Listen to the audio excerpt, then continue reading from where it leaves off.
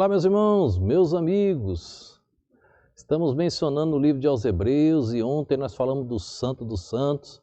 E hoje nós vamos falar do utensílio que ficava dentro do Santo dos Santos, que era a Arca do Senhor.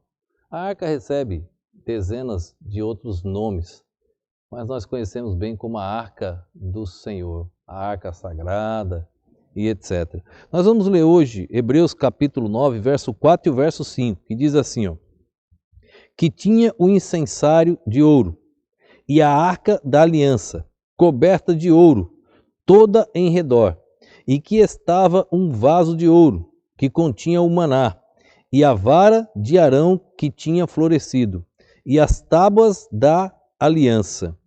E sobre a arca, os querubins da glória, que faziam sombra no propiciatório, das quais coisas não falaremos agora, particularmente.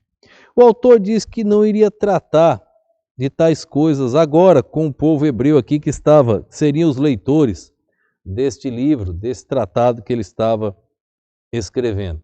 Mas eu quero mencionar algumas coisas sobre a Arca do Senhor. A arca, o que era a arca? A arca era um objeto que estava dentro do Santo dos Santos. Era como se Deus habitasse ali, naquela arca. O povo tinha que reverenciar. Se desobedecesse, morria. Nenhum mortal poderia tocar na arca. Eu detalho isso nas minhas meditações. Ninguém poderia tocar na arca. A arca ela foi construída e tinha 4 argolas dos lados. Nessas argolas eram colocados uns varais compridos. E ali, aqueles varais eram colocados e eles pegavam aqueles varais e conduziam a arca, porque ninguém podia chegar e tocar na arca. Era a presença de Deus, nós somos simples mortais. Se eu tocar em Deus, eu morro, porque Deus é santo. A pureza de Deus vai me matar, porque Ele é santo e nós somos miseráveis pecadores. A arca tinha um clã, só eles poderiam conduzir a arca. Você vai encontrar isso lá no livro de Levítico, comecinho ali, capítulo 6, 7, 8, capítulo 4 também.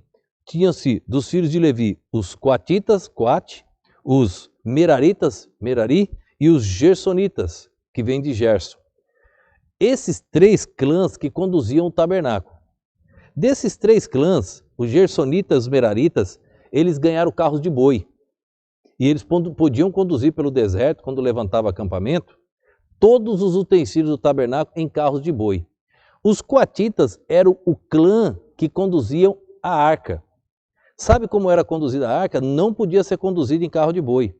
Eles colocavam os varais. Deixa eu explicar algo mais. Quando ia levantar o tabernáculo, acampamento, Arão, o sumo sacerdote, seus filhos, eles entravam, cobriam a arca com um pano especial, nós vamos ver em uma outra época, cobriam a arca com um pano especial, porque ninguém podia olhar para a arca, eles cobriam a arca com um pano especial.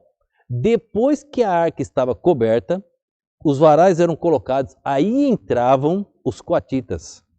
Aí os coatitas pegavam a arca e jogavam sobre os ombros e conduziam a arca até o próximo local que iriam parar o acampamento. A arca não poderia ser conduzida aqui embaixo. Sabe do retorno da arca para Jerusalém, aquela festa que Davi fez, quando Uzá morreu? Ela estava sendo conduzida em carro de boi. Quando é mencionado a segunda maneira de conduzir a arca, o texto é claro, eles jogaram no ombro, como está escrito lá no livro de Levítico. Então a arca era um utensílio muito que especial.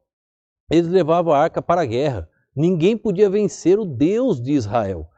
Quando o povo de Bet-Semes abriu a arca e olhou, Deus teve que castigar. Eram judeus, mas eles olharam para dentro da arca. Ninguém podia olhar para a arca. Se isso ocorresse, morria. E eles fizeram isso, e Deus não muda. Tudo que Deus disse, Ele cumpre. Todas as promessas do Senhor, nenhuma vai falhar. Tudo que Deus ensinou, vai se cumprir. Não tem como mudar a história, os princípios, as ordenanças, aquilo que Deus deixou registrado no livro sagrado. A arca ficava no Santo do Santo, no lugar especial para a glória de Deus. Ali, Deus vinha sobre aquele lugar e Moisés viu lá em Êxodo 40, quando Deus encheu o tabernáculo com a sua glória, veio habitar. Deus queria estar perto do povo. Não foi diferente na nossa geração. Deus encarnou em um ser humano. Deus veio em forma de homem. Jesus, sendo Deus, veio como um ser humano. Jesus, sendo Deus, ele veio habitar no meio do povo. Jesus, sendo Deus, viveu como um simples mortal para ver as nossas necessidades. Jesus, sendo Deus, ele se humilhou por mim e por você.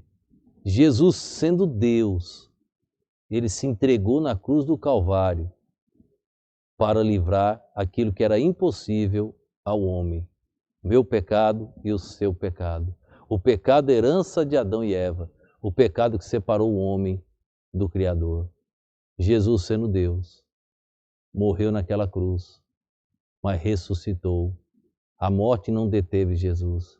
O túmulo dele está vazio. Ele está vivo, à direita do Pai, intercedendo por mim e por você. Se entrega hoje a Cristo. É a única esperança, não há outra, só em Jesus Cristo. Vamos orar. Obrigado, Pai, por esse momento. Obrigado pela salvação em Cristo Jesus. Salva mais vidas, ó Deus, estão ouvindo estas mensagens e assistindo. Enche do teu poder cada lar, ó Pai, onde essas mensagens estão sendo divulgadas. Que a tua glória, ó Deus, como foi lá no tabernáculo, possa estar no nosso lar. Não porque merecemos, mas porque carecemos, ó Deus. Ajuda-nos. Abençoa cada trabalho, cada um dos teus filhos que assiste às mensagens. Abençoa os estudos dos teus filhos, ó Deus. Abençoa o relacionamento familiar. Abençoa o namoro, abençoa o casamento, ó Deus. Abençoa a vida espiritual na igreja, ó Deus, de cada um. Abençoa a vida financeira, ó Deus, dos teus filhos. Ó Deus, dai saúde e que cada um usufrua da sua saúde para servir na obra do Senhor. Eu te oro agradecido no nome e no poder do nosso Senhor e Salvador Jesus Cristo. Amém.